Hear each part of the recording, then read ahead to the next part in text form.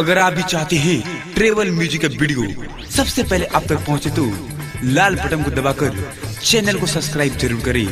और साथ में बेल आइकन को दबाना ना भूलें। Presented by Tribal Music। तोरा बिन हम कैसे जियबे DJ मनीष रक्सौल कैसे जियबे हो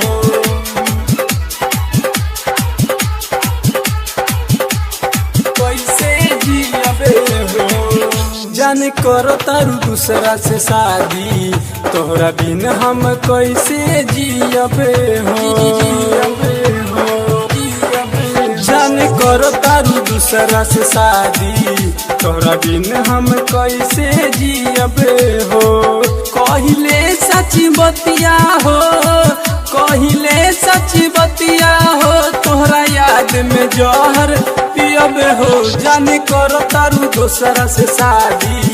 तोहरा बिन हम कैसे जियबे हो जाने करो तारू दूसरा से शादी तोहरा बिन हम कैसे जियबे हो कहिले सच्ची बतिया हो कहिले सच्ची बतिया हो तोहरा याद में जहर पियबे हो जाने करो तारू दूसरा से शादी तोहरा बिन हम कैसे जियबे हो DJ मनीष रक्सौल कैसे जियबे हो एक साथ में रहते रहलू करते रहलू प्यार हो हमरा के छोड़ी दूर चली गईलू सुना करी संसार हो सुना करी संसार हो एक साथ में रहते रहलू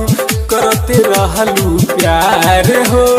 हमरा के छोड़ी दूर चली गईलू सुना करी संसार हो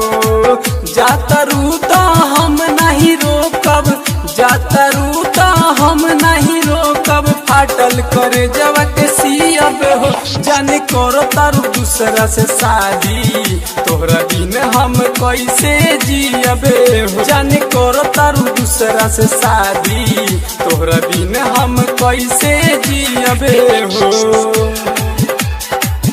तोहरा बिन हम कैसे जियबे हो DJ मनीष रक्सौल कैसे जियबे हो पल भर में सब तोड़ दिहलू प्रेम के हो धागा जनते तो पर मुझे यादो तो से दिल ना लगई तेरे दादा दिल ना लगई तेरे दादा पल भर में सब तोड़ दिहलू प्रेम के हो धागा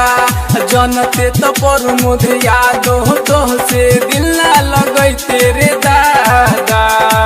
इसके नारायण से मंगिया भरैलू इसके नारायण से मंगिया भरैलू फाटल करे जवक सियबे हो जाने करो तारू दूसरा से शादी तोहरा बिन हम कैसे जियबे हो जाने करो तारू दूसरा से शादी तोहरा बिन हम कैसे जियबे हो सावन रिकॉर्डिंग स्टूडियो लाल बेगिया।